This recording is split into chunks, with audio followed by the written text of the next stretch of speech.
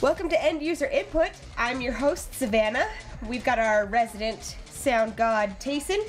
Hi. Resident techie, Justin. Hi. And self-proclaimed total badass, Gehrig of the YouTube channel Gehrig. Giant quotations around that. Oh, Hey. I can't be mean to him. Total badass is just, it's what I am. Well, so we've taken a couple weeks break here on End User Input, but we've come back onto the airwaves with a massive bomb in terms of media coverage. Many of you are already familiar with the term Gamergate, but we are come back onto the airwaves to discuss the latest development, which is that Anita Sarkeesian has followed a speech at Utah State University, following threats of a massive massacre. It kind of hits home more particularly because that is our home state here in Utah. We were all expecting her to, share her insights, but for various reasons. I mean, I'm sure you could fill in the details. Well, basically, how the story went down was she set up the speech, and then, obviously, people started threatening left and right because, the internet. Well, as I understand it, it was one major threat indicating that it would be a gigantic massacre if she were allowed to speak. I was getting it. Oh, yeah. Yes, it was. It basically threatened to be the biggest, the worst mass shooting in the U.S. history if they allowed her to speak. And Crazy. Instead of, putting in security measures or whatever due to their interpretation of Utah's open carry laws, they just said, that sucks, and didn't cancel the speech, didn't do anything. So Anita Sarkeesian canceled it herself. Well, to be fair, they did offer to beef up security, but they had no intention of searching or providing metal detectors for attendance.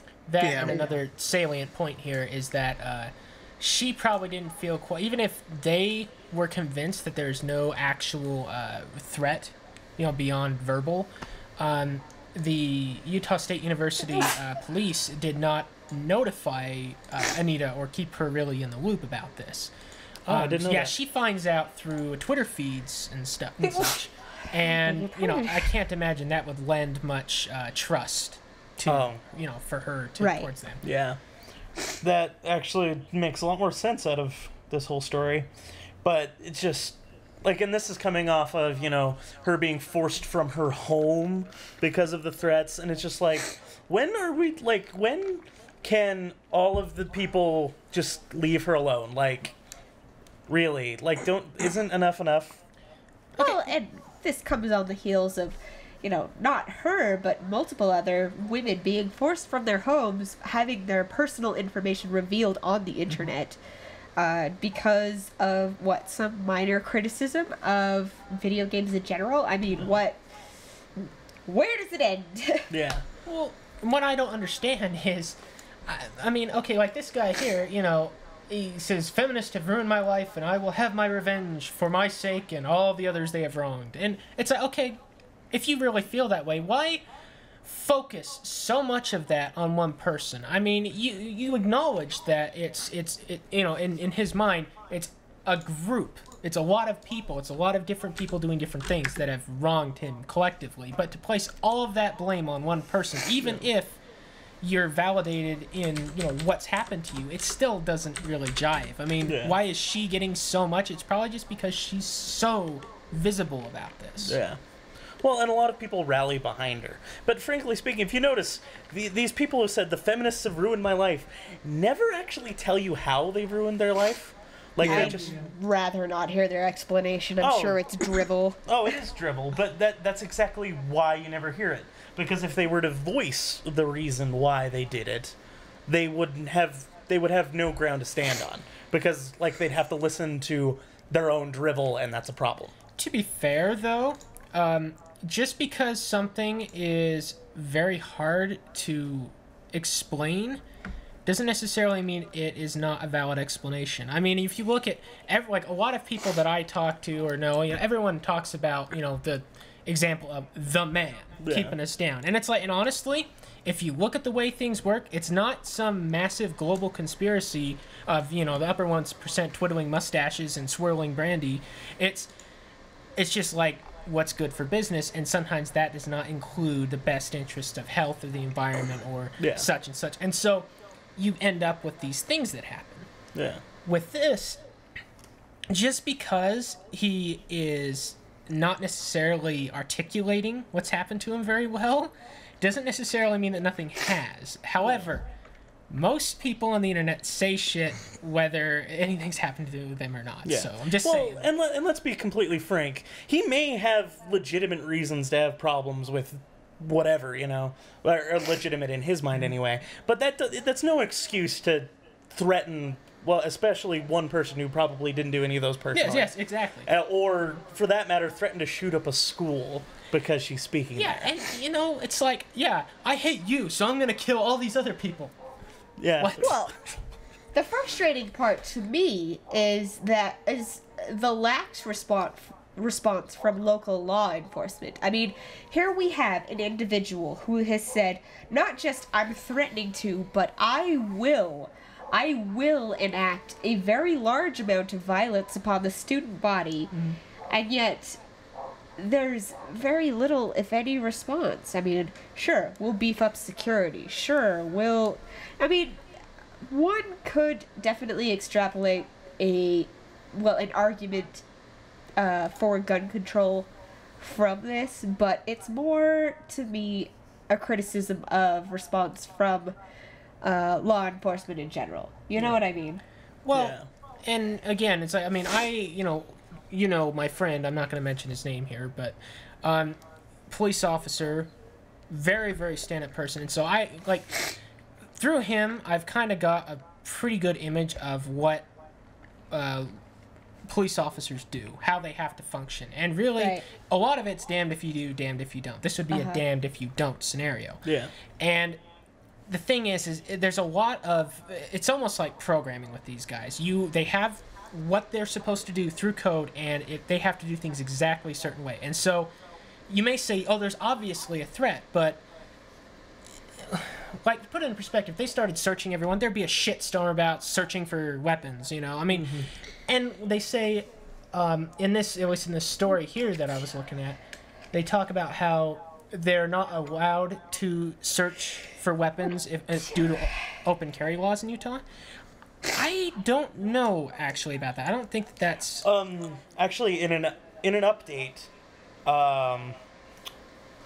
let's see, Greg Sarkeesian, who is a defense attorney in Salt Lake City, said that USU would have been within its rights to restrict firearms. Okay. And here's another thing. They say not searching due to open carry laws. Well, correct me if I'm wrong. Open carry means you're openly carrying it. Open carry means it has to be out or you can't have it. So where does the search come in? They see someone walking in with a gun strapped to their hip and say, hey, you got a permit for that? And they says, oh, yeah. Yeah, here it is. No search involved. I don't understand why they couldn't have conducted the search anyway. Yeah.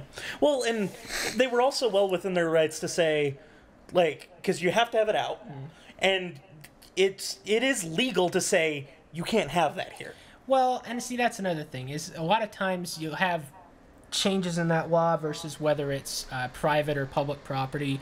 Yeah. Or, I mean, that's just a big spaghetti ball of just stuff. And I just don't know exactly what that is. But this guy, apparently, being a lawyer, says, no, they could have done that. That was within their rights. So he probably knows his shit. That's been bothering me is it's like this comes after like the recent swattings on a ton of people, and they take those super seriously, and like they can take a call in and it's a problem, but if someone openly threatens someone, they don't do anything. All because it's the internet versus a phone call. Yeah, it's just like what is the line? Yeah. Well, So, you know, Well, I mean, if you focus this in relation to Gamergate as a whole, I mean, this is in response to one woman wanting to make one speech at one college. I mean, yeah. in comparison to the entire movement, yeah, and also, I mean, the fact that she, again, is not just one woman wanting to speak at one university, but a very particular woman, this individual has become a symbol of which a lot of people rally against and a lot of people go against. So, I mean, it isn't like we just plucked out some random woman in the industry who hasn't necessarily that's got, I mean, true. so, yes, there's a lot of shit, but anything that happens around these key pivotal players is going to be magnified beyond belief. Well, Yeah. to be So- fair, though, I mean, the criticism seems to be that. What's the best way to describe it? Yes, it's this one particular woman, but if Gamergate and the followers of Gamergate had any credibility to lend to their movement, they would be able to offer argument in more of a intellectual fashion, as opposed to I'm just going to shoot everyone who shows up kind of thing. True, but and of course those are necessarily the loudest members and the most psychotic members of it. So it's True. but I get and what you're saying. Yeah. And that's kind of the main problem with these movements online, especially, is, you know, it may be started by a person with legitimate criticism, and then this other person who doesn't have a legitimate criticism or any speaking power decides to use that movement as a shield for their own douchery. Yeah, well, Yeah. the same thing happens in Congress or in any sort of lawmaking body. They'll say, here's this great piece of legislature that we like, and then someone will tack on some little addendum that gives their, you know, through channels, gives their one buddy they know, there's some military contract or something. Yeah. And it's like, no, wait a minute. You know, so it's like eventually it starts boiling down to greatest good type stuff. They'll pass it anyway, even though it does that. So you would argue that there is legitimacy to Gamergate if it weren't for the people who were sneaking in and tacking on misogyny and also, you know, various other, you know, let's abuse these particular individuals, and also, you know, Twitter hashtags, and also, so it's their kind of sneaking in and sticking it on there. It's a matter of everyone's got their own internal definitions for what things mean. And so when you say Gamergate, you say, oh, everyone knows what that means. Or if you say, I mean, not necessarily. Everyone's got a different, it's just like the word feminism itself. It's a loaded term. Any term is. But everyone has different terms. Like this guy, he says, feminist ruined my life. Well, he's probably talking about people, women he's met personally who claim to be feminists but want women's rights over men's rights. That could elicit that kind of reaction. Doesn't necessarily mean they're actually what you or I would consider feminist, which is, as it's mainly known, equal rights, essentially, which I don't understand why they call it feminism. They should just call it equal rights, but that's It's a long story, but so anyway. with Gamergate, the same thing happens. You have people who say, yeah, I'm part of the Gamergate movement, and they are legitimately concerned about making sure everything is fair and everything, you know, works the way it's supposed to. It is ethical. Yeah, and then other people say, oh, you're part of Gamergate, and they immediately subscribe, oh, you must be some misogynistic little shit that lives in a basement and just you're sending death threats. You know, I mean, so this is all, I mean, we can talk in generalities, but you must always keep in mind that it's more complicated. Well, of course. And I mean, there is something to be said for transparency in journalism. Yes. Particularly games journalism. I just wish it hadn't come to such a head in exactly this way, you know? Yeah. Because where it started out with, you know, one person making accusations that were demonstrably false. Yes. I mean, I wish that someone had raised the question in a little bit more civilized a manner. Yes. I wish that we could have talked about this in a little bit more of an intellectual discourse, because, you know, journalism, and I think that Bob of The Escapist has talked about this best, every aspect of journalism has gone through this criticism of what is ethical versus what is not. Games journalism in particular seems to be going through this this revolution at the exact same time as this, you know, cultural revolution, which is why it's such a perfect storm of, you know, misogyny versus ethics, or you know what I'm saying? It's just this. It's a shitstorm. Let's be honest. It's crazy. Well, video games in general have come to a point where now they can be considered art. They can be considered things other than just a game. And so with that comes all of these things. It's just like with, you know, the Renaissance. There was a whole bunch of pushback from the church. It's the exact same thing. It's just happening at a different time and in a different way. So there's a lot of social inertia in any large-scale change like this, and it's very telling that some there's a lot of people being very vocal, and there's a lot of exposure about game journalism, and you say, hey, what's an issue in all journalism? I mean, you see this with, like, you know, news stories. I mean, you have the world news. Well, how can the entire world, everything going on that needs to be known, be fit into an hour? You know, so someone has to decide what's there. Right. So there's always questions of who's doing the showing what and why and for what motives. And the fact that it happens in gaming is interesting because it's who's interested in gaming, who plays games the most. It's this younger generation that has been born in the internet, that knows this stuff. That this is not just some aspect of life. This is life. Yeah.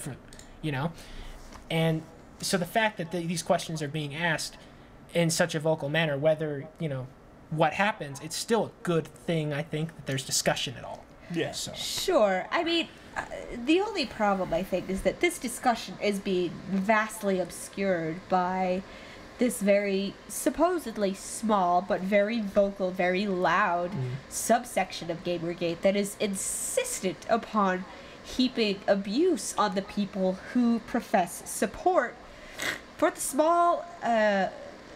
small section of developers and journalists who suggest that, you know, gamers are dead. And as I understood it, at the beginning of this, when people said gamers are dead, it was to suggest that the stereotype of basement-dwelling neckbeards is no longer, you know, the dominant culture. So I thought, oh yeah, gamers are dead. All right, let's move on and accept as a cultural whole that everyone plays games. And so like, you can be just a person and play video games for hours and hours, and that's okay. Exactly. And so I didn't understand where all this hate was coming from. Exactly. Like when I really delved into this whole thing, it's like that was my reaction as well, because I'm like thinking, what the hell, guys? You know, and again, it comes right back to that everyone's got their own meaning of words. And it's like when enough people get these little chain reactions of pissed off about misunderstanding. Oh, they meant gamers are dead. I'm a gamer. You know? Yeah. So, it's true. And I can definitely see how it would be easy to kind of leap onto that bandwagon of, oh, gamers are dead. Well, I'm a gamer, so fuck you, you know? Yeah. It's putting the emotional attachment to the culture into the term itself rather than... It's true. And to me, that is very intellectually dishonest. I mean, as gamers, as nerds, we kind of have a responsibility to look past our emotions and do what society thinks we do best insofar as being able to research something and look into it more in depth and realize, okay, this is exactly how I'm going to parse it out, which is that, you know, ultimately this can only help me. This stereotype being gone can only assist me in my future endeavors. You know what I mean? Mm-hmm. Well, and with all these, you know, I mean, just the idea that with gamers and everything like that, I mean, there's so many strong emotions with this kind of stuff because it's such a big part of people's lives that these, this whole idea of, you know, controversies just cropping up like instantly, you know? Right. And, I mean, compared to what things used to be, it almost seems like with the speed of communication now, things went from turning, you know, like throwing gas on a fire to, you know, exploding a block of C4. I mean, just at the speed of which these things happen. And so, you know, like the next story we've got, I mean, Tayson seems to be wanting to move on here. Oh, sure. And I'm totally cool with that. Some dude Oh, of it's course. something that someone got pissed off at. Wouldn't you know? And we may post a link here, although I'd rather not generate traffic toward it. Well, we'll just give, look, I've got all the links. The link to the actual website and their official trailer, and then the link to the guy who, it's so you can watch it and know what they're talking about without actually having to give them a view. That's a great That's the one we'll bold. But I would rather leave them all there because... Oh, they'll all be there. It's just one will be slightly more suggestive. But anyways. So, Hatred. It is a game, and It's the always been a folks game. who made it have the perfect right to create this piece and display it as a piece of humanity's struggle. And Being very they careful. have the perfect right to do that. And Now on to the subjective part of the podcast. that's all I'm gonna say about it. I'm gonna go sneak off for a second because I've had a sneeze attack, and you guys can hear that my voice is all nasally. So I'll be right back. All right. Please talk we- about it. No, we're good. Okay. So, the game. It's called Mass Gehrig. shooting It's the by- game. That's what it should be called. Yeah. Yes. It really is. It's like the perfect definition of a murder simulator. And, like, I don't know. This game, it disturbs me. Like, just the trailer footage, like, makes me kind of physically ill, personally. Like, just, like, I can't even do it. It's just like, it's weird. It's just kind of like, why did we need this? Who even thought this was a good idea? Okay. I would counter that with who thought that Grand Theft Auto 1, 2, 3, 4, etc. were necessary. Hostel Part 1, Part 2, Part 3. You see where I'm going with this? It's Yeah. Yes. My counter argument to that is literally, okay. So first of all, in the Grand Theft Auto, yes, you can go on a murder spree. However, that is not the point of the game. The point of the game, though being a bad person is the point of the game, it is much less. Usually, you're a bad person doing bad things, but the only people you're killing for the sake of the game are generally bad people. Yeah. What about general. pretty much everyone I've ever seen that plays that game spends most of their time killing cops and National Guardsmen. Yeah, that's So- what it ends up as. Yeah. But Yes, the main like, but again, storylines. you don't have to. Yeah. But I'm just curious, with how popular Grand Theft Auto, all of them were, the whole franchise, how many people that bought that game says, you know what? Okay. I'm gonna make sure that I follow the speed limit and help that old lady with her groceries. Nobody did that. This is, hey, look, there's a mom and a baby. 2.5 points. You know? Luckily, there aren't actually any babies in Grand Theft Auto. I know, but I'm making us. Shut up with your logic and shit. God. Like, I don't know. Those games have points beyond just killing. Like, in Call of Duty MW2, which was like, what, 6? They had the terrorist sequence where it was like you go into an airport and you're supposed to shoot people technically, but you didn't have to. You didn't have to do any of that. It was on your own prerogative. They had a warning at the front of the game. It was already set up as like, you know, if you don't want this in the game, it doesn't have to be in there. But it had a big part in what becomes the story further on in the game. So to have that knowledge and to have something besides just let's murder all these people because I'm mad at the world, like, it's a much different standpoint. Yes. Like, and I am guilty of being a person who kills lots of policemen and National Guardsmen in Grand Theft Auto. I will admit sometimes you kind of do just need that catharsis of just kind of destruction for destruction's sake.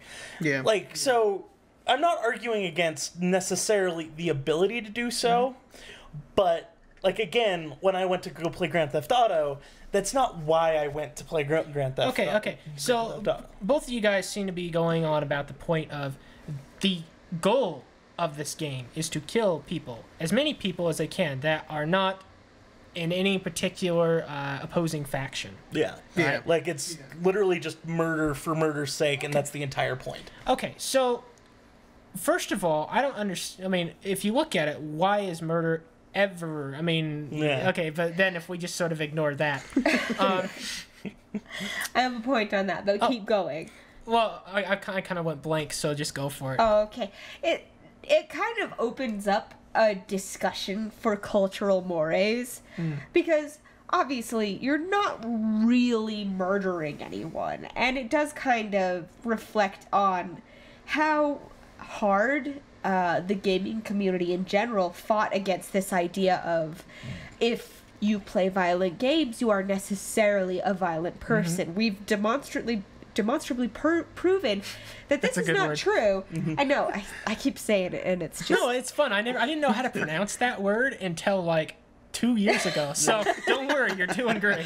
I hope I sound smart. Anyway, so we've proven that just because you play violent games doesn't mean you're a violent person. But then you bring in this game where the idea is to kill as many people as possible.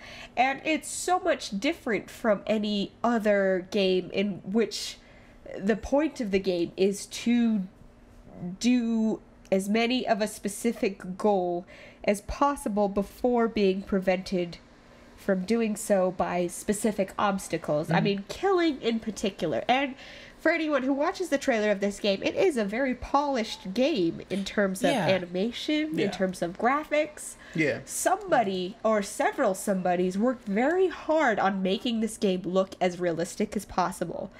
So I'm not going to say you have no right to create this game. I mean, as an idea, it's definitely something we need to keep in the back of our minds as a society.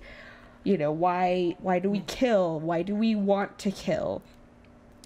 But to create a product in which the end goal is to do that which we as a society deplore the most,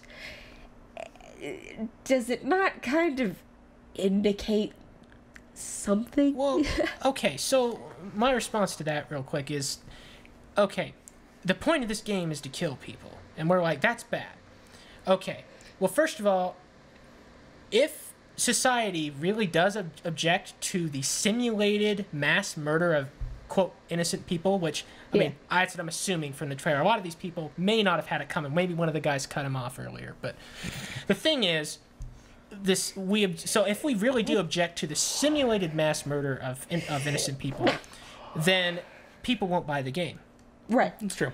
So the problem will take care of itself if that's true. If that does not check with reality, if people really do enjoy virtual mass murder, but real mass murder isn't something cool, then people will buy the game. And guess what? We have to accept that as a society. Hey, guess what? There's a substantial fraction of the population that enjoys this. No, you're absolutely right. I mean, it's bad taste, in my opinion, but my opinion is not the only one that matters. Well, if you think about it, because somebody, I don't remember who, but somebody brought up the example of Postal a few years back, which is, I don't want to say it's the exact same thing, but, you know, where the point is to kill as many people as possible, people don't remember that game because it was in such poor taste. So I suspect that this scenario is going to go in the exact same place in history. Yeah. You know. And along those lines, I mean, you know, fading into obscurity just naturally because of the human race as a whole has a heart of gold.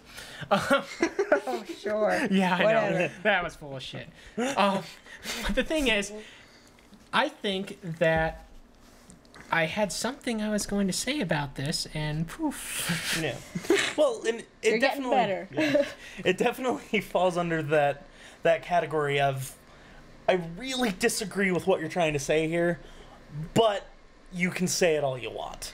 Like, Well, kind of I think it's in its creation. You can say whatever you want, and you can say this if you really want to, but because we as a society deem it to be in such poor taste, we are going to accept it and then move on as a collective whole, because we recognize that we are above the idea of killing as many people as possible, because we have more important things to do, you know, like build a future. Yeah.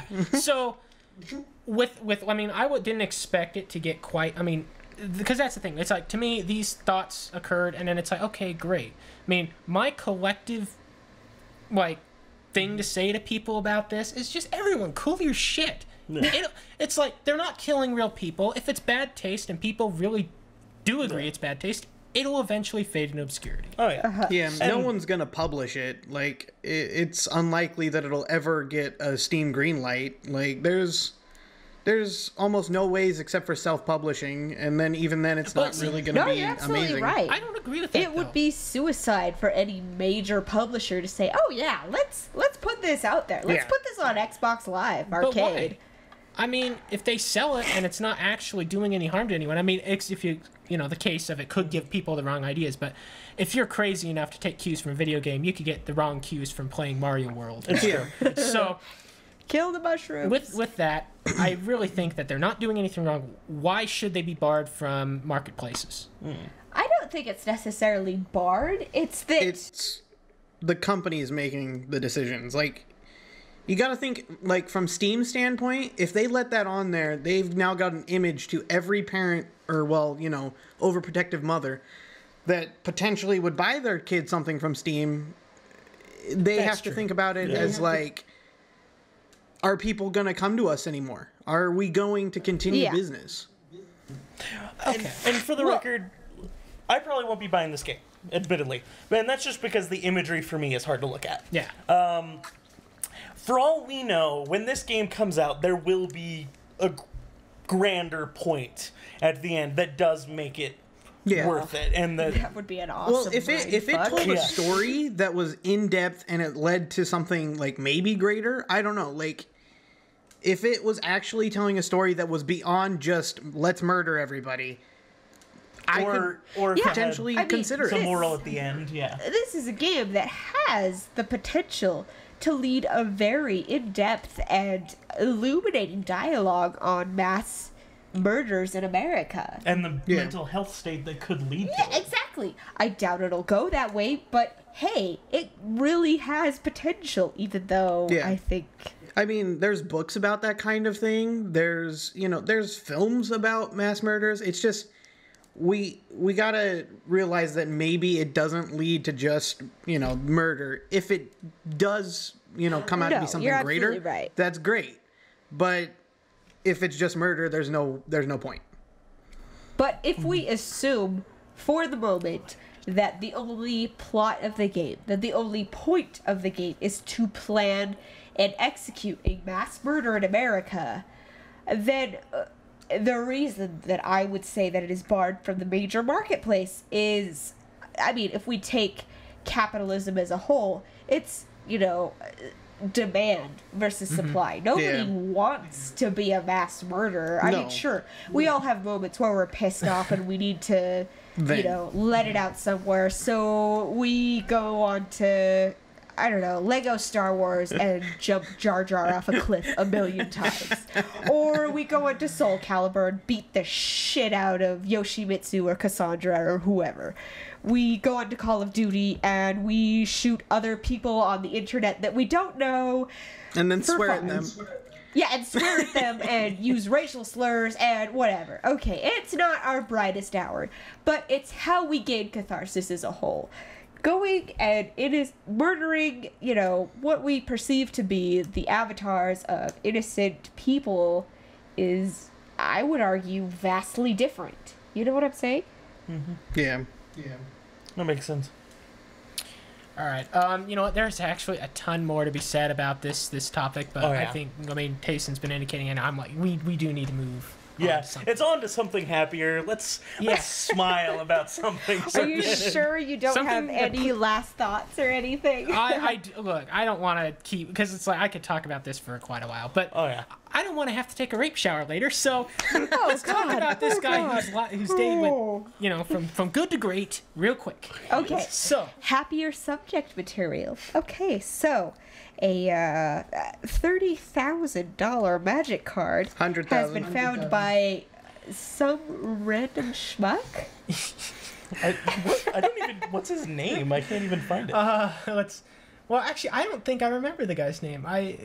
You know what? Yeah, it's just some lucky guy. I said schmuck, but lucky schmuck. He finds a Thank you for the freaking research. Black Lotus. That's just Yeah, an Alpha Black Lotus from their Alpha set from the 1993. This guy just found a starter deck from that set is what. Yeah. It's something that was just unopened, and he found it on was it eBay or Amazon or something. Yeah, something like that. Illustration, But thoroughly unimpressed. I never played Magic cards and stuff like that, so I don't really know the significance of this. I mean, the dollar figure kind of strikes my... Yeah. Oh, yeah. Money! As a not so avid Magic player, I do love the game, but there are cards out there that just exist in such tiny numbers, especially in early runs, that, like, you know, it doesn't do anything particularly awesome. I mean, yeah, it adds 3 mana to your pool, but big deal. But just the fact that so few exist and people want them, like, makes them a big deal. Yeah. You know? Yeah. That's Well, interesting. And it says here, like you said, 1993 Alpha set, so I guess that's the first printing run. They only did 1,100 of those. Yeah. And then they did 3,000 later on another run. He's lucky too because he got it on camera for like a 5,000 sub thing, apparently. So that's really cool. So you can watch him do this, and there will be links below. Yeah. But yeah, it's kind of awesome that you could just find something so huge. Well, Can I just say, before you get into your point, oh no, go for it. I love how the pictures all show him wearing gloves. Like these acid, powder-free gloves. Like, it's this, you know... I mean, obviously, it is a hugely valuable thing if it's worth $30,000, but, like, gloves? Well, no. Anyway. Okay, but if you look at the video snapshot, it shows him wearing the gloves, opening the pack, and sifting through them. That means he was wearing the gloves before he found this card. Yeah. So, I mean, because I was totally blown away by the idea. I mean, it's always cool for me, like the whole time capsule scenario when you have something that is just totally mint. Like when they found like some bunker, they found like some Nazi bunker in like somewhere in, or is it like Sweden area? Or like the Norway Rhineland? or something? Yeah. I can't. A few months ago, they found something like that, and everything was just preserved, and they're like going to turn it into like a national museum or treasure or whatever. But it's just way cool seeing stuff that's been just totally mint and stayed that way. Yeah. It's just cool. No, well, it's like, where was this thing stored? Yeah. That no one opened it. You know what I mean? But I mean, it doesn't surprise me. Yeah, it doesn't surprise me at all, though, because I was down at the local comic shop a couple weeks ago, and they had just the booster packs from some of the stuff that came out last year. And booster packs, what, 11, 12 cards, something like that? Something like that, yeah. Yeah. Those were selling for $30 a pop. And where the new sets, it's like less than $5. It's like $5 or something like that for the new sets. But like just the stuff from last year was selling that much. Yeah. I don't know. I mean, it's kind of interesting how you wind up with this kind of material because I mean, obviously it's, again, capitalism, supply, demand. You order so many packs thinking, oh, it's not a big deal. And then you hang on to them and you think they're worth nothing. And then suddenly they're worth a lot. Yeah. Well, Maybe that's the dumbest way of putting it. Well, the people playing legacy decks, I think that's what it's called, where, you know, in tournament play, there's like 3 different things where certain cards are legal and certain cards aren't. But I think it's called Legacy, where anything goes. You can play any card from any generation. Like, if you're playing in one of those where it's got the wider pool, like, it could make or break your deck to have these booster packs. So... Yeah, but most people get them appraised and put in huge plastic cases. And you would never play this card, but still. Like, imagine Also, playing that mid-game. Like, you know where the card's at in deck.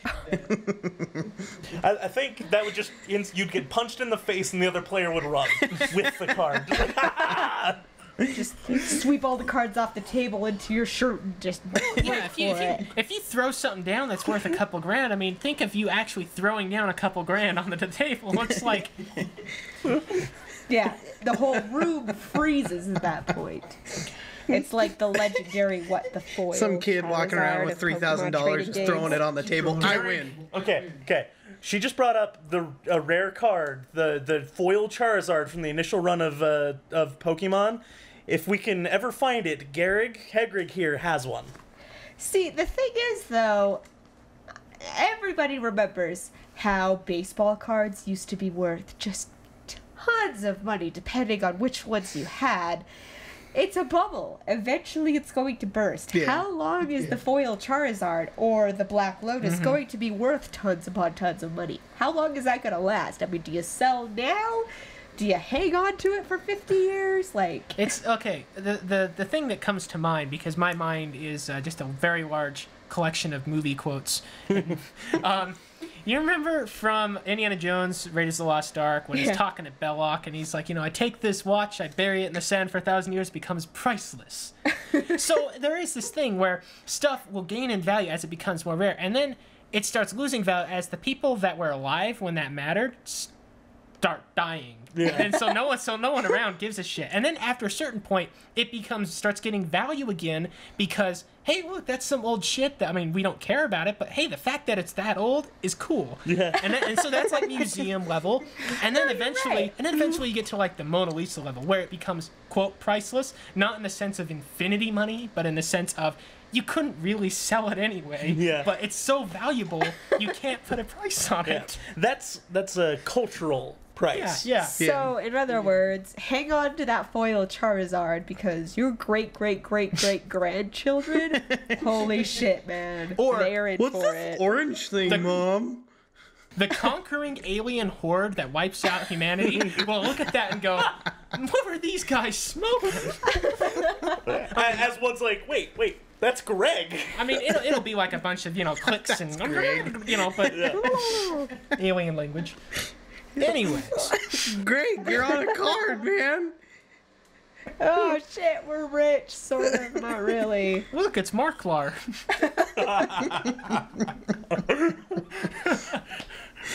Anyways. Alright, well, speaking of aliens, nice segue, by the way. Halo, the Master Chief Collection, it's coming out. It needs 20 gigs of memory. Just for the update. Just for the update. I have a hard drive. Have you seen what that game looks like, though, and sounds like? Oh. I lived glorious. I lived 256K modem. Glorious. We all did. And Gehrig, explain to us the Master Collection just for those who know. Okay, so we got, I think it's Halo 2, Halo 3, Halo Reach, I do believe. But they're all remade. I think it's 1, 2, 3, and 4 actually. Is it? Yeah, it's got 4. Yeah, they put 4 in there. So they're remaking them just for the Xbox One, so they're gonna look amazing. Especially where like Halo 3 was in 720, I think, back in the day, or not even that. So to have them in HD and have these awesome, titles back, like I remember playing Halo 3 with you and your friends for hours. So I used to spend at least 2 hours a day playing that game. Yeah, so it's just like to have that nostalgia come back, and especially in such a huge pack, is gonna be awesome. And then they redid all of the cutscenes to be just insanely beautiful. So they redid the controls for Halo 2, so it's not terrible. Trust me, they're terrible. I played it the other day. Yeah, but like, I feel that the 20 gig day one patch is probably going to be mostly like, what is it called? Uncompressed like audio files, and you're going to get a lot of like graphical things that they need just to have the game run. It also has the multiplayer modes on it. Yeah, exactly. So it's like, I'm not too mad at them for doing this, especially where now most of the things have a terabyte drive. It's not a huge deal. Yeah, like, it's not that we're like angry or like, it's just like, it's just one of those where, day one patches are kind of frowned upon anyway, just like if they're adding too much content, but 20 gigs is a lot. It's kind of a threshold. It's smart too, because this way no one has to have it on their disk, so they don't have to fill disks a bunch. They can have it on servers and have it just run through that. Okay, And so here's a couple of issues that I have with this. Number one, okay, so they have it. They say, oh, it won't fit on one Blu-ray disc, so we're screwed. We'll just put it all. I mean, I like the. I mean, I don't have a problem with this being a day one patch. Like the idea of day one patches kind of irks me, but it doesn't when they don't charge extra for it. Oh yeah. When they just say this is the game, this is just where you get the rest of it. However, for people like me that tend to like the local archive copies, like on whatever media you have. Yeah.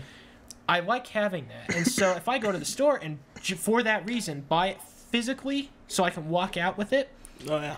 I'm not walking out with the whole game. So I think, why couldn't they just done 2 discs for that? It like an installed Because disc. It would've everyone solved the problem. frowns upon 2 discs now. Well, because they used to do it all the time, and you know that's what? true. People lived with it. Yeah, but it's become And, just you know, kind of it's like ooh. a social hatred almost. Yeah. Yeah, so- and I'll definitely say like, with exception of like I still buy a lot of games on Steam. Usually they're really cheap, but like if I'm buying a brand new game, usually I still prefer to buy the physical copy. Like even if I don't plan on keeping the case or whatever, because I know that physical copy is probably going to last longer than the usual threshold for whatever online system I was going to buy it through. Yeah. So like, you know, in 10 years, all of the digital things I bought on my PS3 may be useless, because even if the PS3 still works, I might not be able to still download them. Yeah. Yeah. Yeah. Well,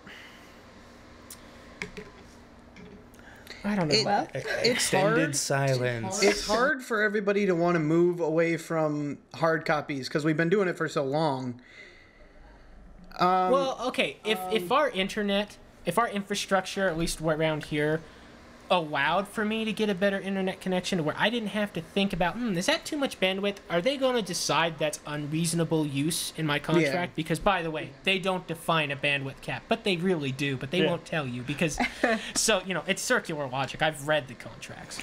But and so yeah. the thing is, I look at this and I'm like, well, shit. That's 20 gigs. I mean, that's going to take a while and everything. Yeah. It's like, oh, well, big deal. At least till the Google Fiber hits. Yeah. Yeah. Well, that and CenturyLink actually is coming out with a Yeah, gig well, service. once here. fiber Oh, gets in finally. and Yes. that kind of thing happens, I will prefer having digital games because I can play them on my Vita. I can play them from anywhere in the country if that happens. Whereas, like where it is now, it's hard because I get lag or it's hard to see the benefits over what's happening. Yeah. So It's definitely, I don't know, like it's just, hard copies are still nice. yeah, Like admittedly, I've got, just in front of us we've got tons of N64 games, Super Nintendo, DVDs out the wazoo. Like it's just, we got lots of stuff here. well, it's true. you also got to look at go Savannah.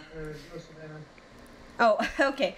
I think that the current generation is very used to the idea of having hard copies in their home. I think as time goes on, it's going to be less and less common. I think that's all I was going to really say. But go ahead, Gehrig. Well, you got to remember with like DLC and stuff, that's all digital. So like no matter what, you're going to be missing part of your game if you haven't, saved it onto a hard drive or whatever. So it's like you might as well just trust it full on and just go for it. Yeah. Well, and you know what? And actually, that's true. It's like the reason I like hard copies is not because I want physical media. I honestly think still having physical media is kind of ugly in my sense from like a computer scientist and physicist standpoint sort of thing. But what I do like about it is it tends to be linked with a minimum of DRM and updates and stuff. They tend to make these... Right. It's just like you go look on the internet and anybody can write stuff and anyone can make an article. You look at it a week later and it's different and everything. Yeah. And there's spelling errors and everything. There's a lot of advantages to this ephemeral aspect of things, where especially like digital downloads and updates constantly and DRM, all intermixed. When you have that, you look at what happens with real brick-and-mortar libraries. It takes so much more concentrated effort to put out a novel or to put out a technical manual that is actually in and published into a library, that stuff is usually more reliable and it's more archivable. Like, Yeah. I don't God. like good old games. I like that idea, but it's Yeah. because I am paranoid about not being able, like, these pieces of my life that I've spent on these. I've grown attached to these worlds, these characters, these universes, and I don't want to lose them. Yeah. No, absolutely It's right. separation anxiety, and I want to make sure I can play this in the future. And if you think about it, it kind of makes you think of like 1984. You know, when changing print media is so much more difficult than changing online media. I mean, obviously in the book 1984, any articles that indicted the government as being guilty of anything just got burned straight up. But nowadays, you wouldn't even have to go through that step. You just go online, change the text, hit update, and you're done. I mean, obviously it's a little more difficult in terms of games and media, but I can kind of see. I've seen it happen with like news stories, like when they were doing the Occupy Wall Street a year or so ago, 2 years. A while. There was a story where this guy like gets maced or something like that, and the headline was like completely puts the reader into sympathy for the person who got maced, one of these demonstrators who really didn't provoke anything. If you actually read the story, but then like 10 minutes later, I refreshed the page, and it completely 180'd. And it's like I didn't look at how the story itself changed, but the headline, it's so quick. Everything can just change. Yeah, So- no, absolutely. I don't know. That's a lot more into this than I was planning on going. So Sorry. This was a really shallow story until you guys got into it. Jeez. yeah. So Halo. Finding depth. Ugh. Master Chief Collection But- is coming out. When is it coming out? Oh yeah. What? Yeah. Next month. Next so month. November. Just in time for the holidays. I want to say November 11th because that's a Yeah, big it's day November for 11th. everything apparently. Yeah, that rings a bell. That's interesting. Okay. I think that's when a bunch of them came out. Well, You were excited I was. for this next thing, Oh right? yes. Okay, so Avengers. Segways be 2. don't Yeah, we're gonna pretend that I'm as excited for the Master Chief Collection as I am for Avengers 2. Which, don't get me wrong, I like Halo, but Avengers 2, come on! The trailer was leaked around a week early. Tayson, Yeah. maybe you could talk a little more about that. To give the full story, it was supposed to debut next week with the newest Agents of S.H.I.E.L.D. because they really, really want that show to be popular. Which is it any good, guys? I haven't seen I it. haven't seen it either. That should give you some idea. But are you thinking of watching it now? No. Because you know that there's going to be this trailer attached to it. but no. No, Well, because because it got leaked. it got leaked. See that, internet? Now that's why we can't have nice things. Oh God. Should I go get your cane? Replace her blood with bleach. But that'll kill her. No, it cured. Just do it, damn it. All right, Moving on. back to what we're doing. To honestly, in my opinion, Shield is okay. Like, it's not a terrible show, but it does have a lot of troubles from what I've seen. Admittedly, I've only seen like 3 episodes of season 1. Season 2 is supposedly a lot better, but it's still kind of hit or miss. I know Gotham's said- doing crap. Good, because it's Batman without Batman. What's the point? Batman. There's a point. Backstory. Yes, there is The a point, show. and they're missing it entirely. Okay, anyway, Avengers 2 trailer. Go watch it. It's awesome. I'm excited. It is. Like the trailer itself kind of made me want to cry, and like, because it's like Empire Strikes Back level shit, man. Dude, it's It gonna is. be a good movie. It's the Empire Strikes Back of our generation. It really is. Okay, coming from somebody that doesn't know jack about Ultron and all this stuff, I mean, looking at the trailer, looks pretty kick-ass. Yeah. So it looks like there's an Well, actual that's kind story of like being Right. what told they've here. been going for the whole time. Is it's like, oh, if you don't know about the comics, that's fine. Come in and watch this wonderful movie where things explode, and then Yes, you'll that's maybe catch up on the exactly comics it. eventually. The explosions. That's what I love most about this whole turning comics into movies thing. It's that, oh, you haven't been reading the comics for the last 20 years? That's okay. We're all inclusive. come in, be our friends, watch this movie with us, because we will love it as much as you love it. Yeah. And what I'm really loving about how they're doing it too is it still has all the throwbacks that That's only true. the avid readers will know, but like it's throwbacks that people are like, I don't get that, but I'm gonna look it up now because it's important to me now. Yeah, absolutely. it's like when you see on Battlestar Galactica the pilot back in like 2003. You see the Serenity flying in the background, and it's like I didn't notice. I personally didn't notice because but I just things like that. Yeah. I love that. Oh, and the freaking Howard the Duck at the end of Guardians of the Galaxy. Oh, that was awesome. See, that's what I love most about this movie, media to movie revolution. This idea that, it doesn't matter, how long it takes. Eventually, everyone is going to love this particular story about this particular set of characters. It's so inclusive. I mean, it's not like it was, 10 years ago when if you didn't know this particular set of media, then get the fuck out. I don't want to talk to you. It's this nice little oasis of let's all get together and hang out and enjoy this little story. Let's all be friends for just a little while. Well, it's a This is what needs to happen. Thing. In that, I think nerds have kind of grown up a bit, and now they're the ones that are making the stuff. Oh, thank God.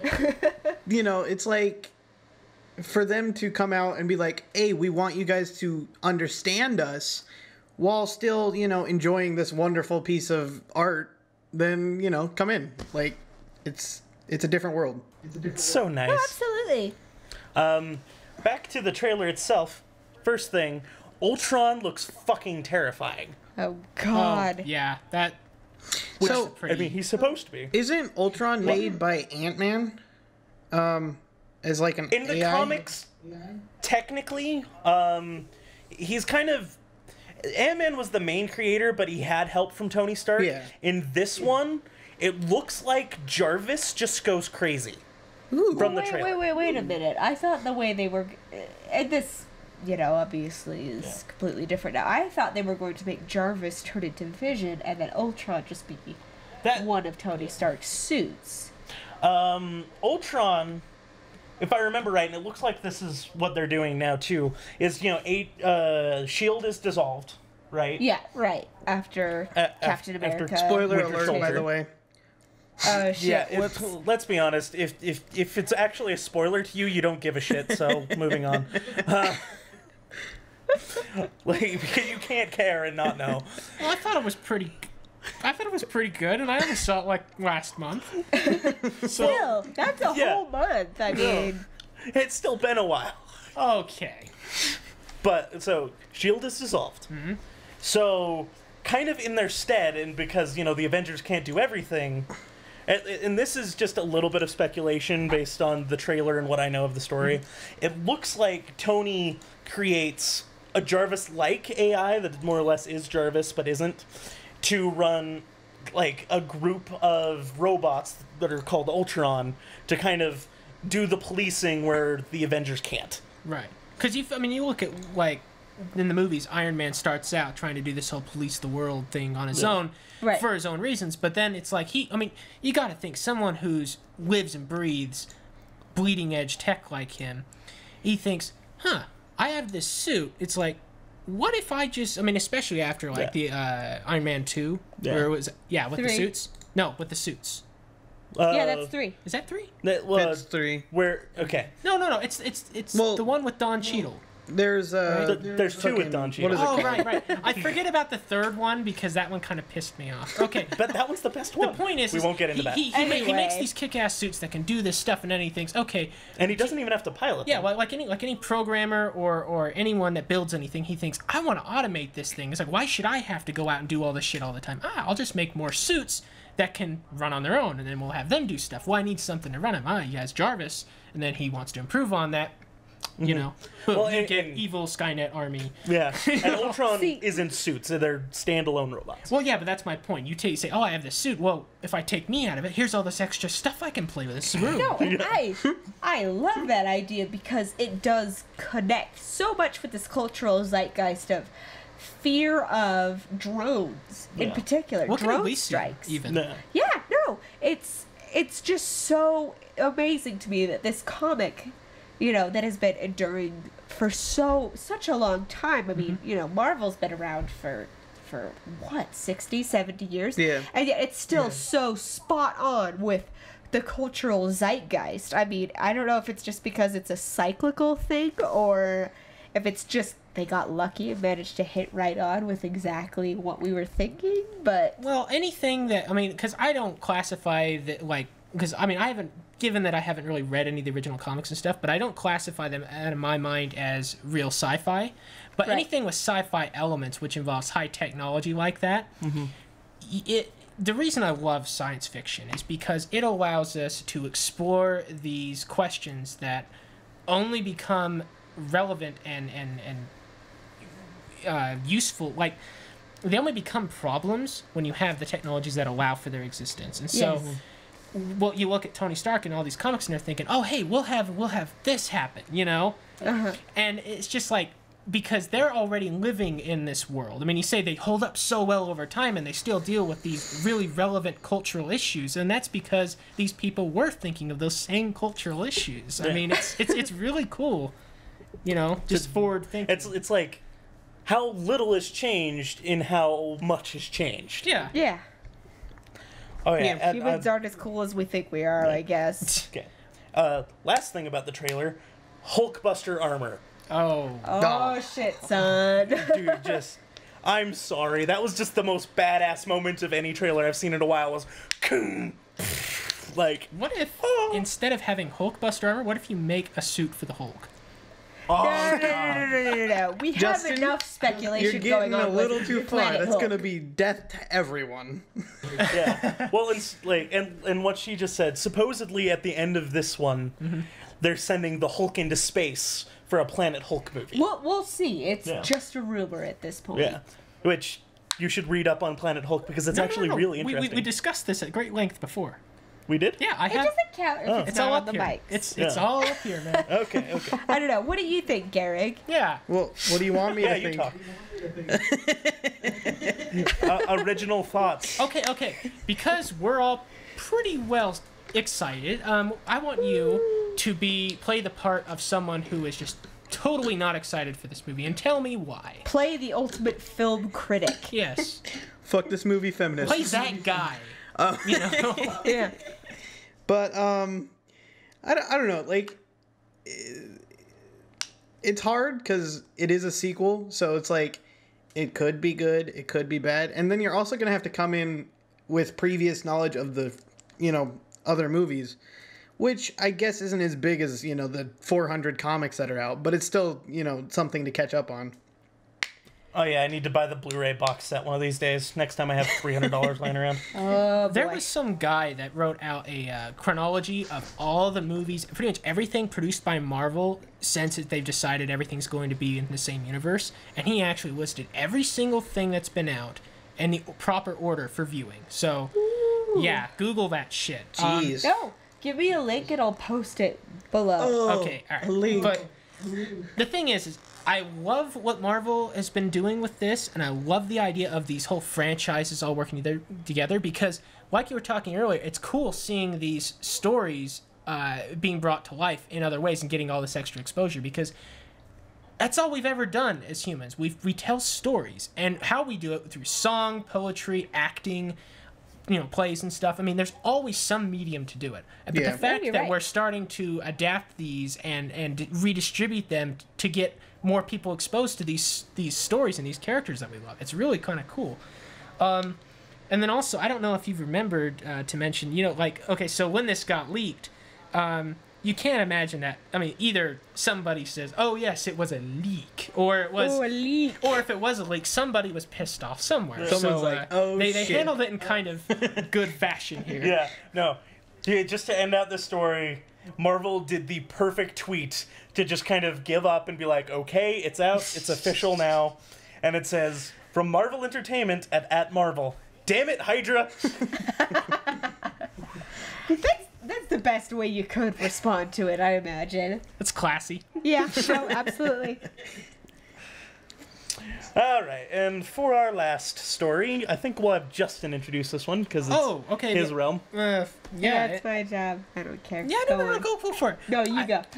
Okay. So this guy, I again don't know his name. Some guy. Carl Jobst. Carl Jobst, thank you. Okay, he was playing N64, and then one day he thought, I know what I'll do. I'll try and figure out how to play 3 separate games at the same time and finish them all in 1 hour. And none of it's automated. And actually, 1 hour is kind of generous because he did it in 51 minutes flat, is what it's saying. Wow. He played GoldenEye, Super Mario 64, and The Legend of Zelda: Ocarina of Time.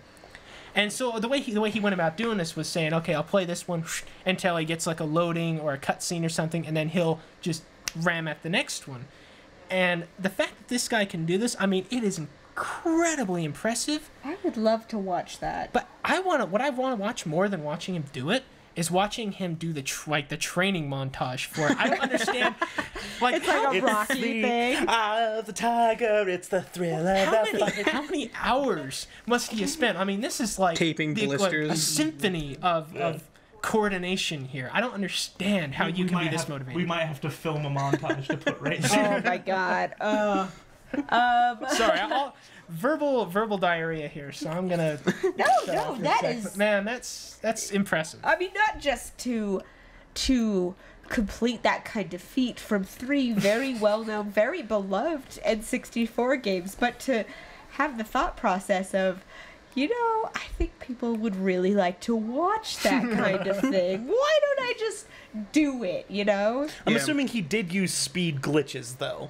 Well, like, he didn't use any cheats. Oh yeah, well, he how else are probably you took gonna do it? advantage of There's like I think Like, there would have to be exploits out the wazoo. Yeah, the fastest way to do it without like exploits and stuff, I think for Zelda is like an hour or something like that. So it's like to get that kind of time, close, though. you're gonna have to do it. Yeah, but that's an hour for one game. Yeah. Wait, actually, But think about it though. In the time, I mean, how many times are you waiting for someone to finish talking, or you're waiting for a cutscene? I mean, there's plenty of time. Yeah. If you are an octopus or something. especially if you're not, listening to anybody, just click, click, click, click, click, and doing nothing extra. Yeah. Do we have a link for that? Look at Yes. Is this the guy? I'm not Okay, sure if we have a so- link to the video, but we will find one. Yeah, Yeah, okay. and Well, I we'll don't- post it below. I don't know Watch if it. this picture here next to this story is like the actual guy or some unlucky sap that got caught in the frame, but he just has this like dumb like oh yeah, I just did that grin on his face, and it's just What, you? well, yeah. He needs to like put on a smoking jacket, light a cigar, and go. Also, is it just me, or does that Actually, look it's like like a this. Slayer T-shirt as well? No way. I'm not 100% sure, but it looks like a See, and I can just see him doing South of It Heaven. matches. headphones. He's just jamming the freaking. It works. It works. You know. Anyways, I thought it was cool. I can't get close enough to Yeah, tell. no, that's awesome. Yeah, it looks like a South of Heaven. Is that the album name? Oh hell, I don't know. Yeah, it looks like a South of Heaven, but I'm not sure. I digress. Yeah, that's awesome. Also, So that's new actually, Call of Duty coming out. Oh, really? Yeah, we discussed that last time. Remember? Did we? He's just Yeah. really, With really the I was co-op excited. on. and everything? I wouldn't know. Oh yeah, that's true. Well, and But you we did. didn't watch Well, You dick. all these thousands of people watching Oh, this, and so you many. don't watch. You don't even support the gang. No, I Can I hate say you guys. gang? Are we a gang? We We are are a gang. end user input. Yeah. Let's not forget our brand here, people. I'm only on here for the extra views. What are you gonna do? Yeah. Well. Yeah, looks- you know what? You're using us, and it hurts. Yeah, it hurts. Hurts us right here. Yeah. Okay, Anyway, Savannah, you All wanna? right, yeah, no, lead it us looks out? like, looks like we're about out of time. So, Were you even paying attention to how much time? I was. That is my job. Okay, I'm you know, sorry, It's like I have one lousy job on this podcast. It's stupid, but I'm gonna do it. Anyway. nice Galaxy Quest. Oh yes. Oh, I yes. love it. Okay. Computer, is there a replacement beryllium sphere? Anyway, this has been End User Input. Thank you for Wait, one tuning last thing in. before we go. Oh, what? I like butts. Oh, shut the fuck up. This has been End User Input, and in spite of the input of other end users, we remain at our usual spot. Please follow us below on Twitter, subscribe, and leave a like if you were amused. I'm sure you were. Thanks for tuning in. Bye. Bye. Oh, one last announcement. Good God, man. Yeah. We were this close. No. Well, I'm editing this one to after the buys. Okay. Oh, good. So it's a separate announcement. I also Dude, like I'm almost butts. I'm leaving all this shit now. Just do it. Just do it. Okay. You can catch me playing co-op video games with Gehrig once a week on his channel of Gehrig. And We'll the post a link YouTubes. below. I'll get the link Thank for you guys. Thank you for tuning in. Thank you for putting up with all of our interruptions. And the Have bullshit. a wonderful week. And Goodbye for real. Goodbye. goodbye for Bye, reals.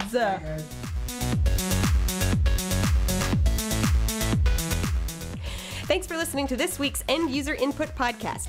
Don't forget to subscribe, like, and favorite, and leave a comment below. Feel free to follow us on Twitter at the links provided below. Also follow the links to relevant content. See you next week!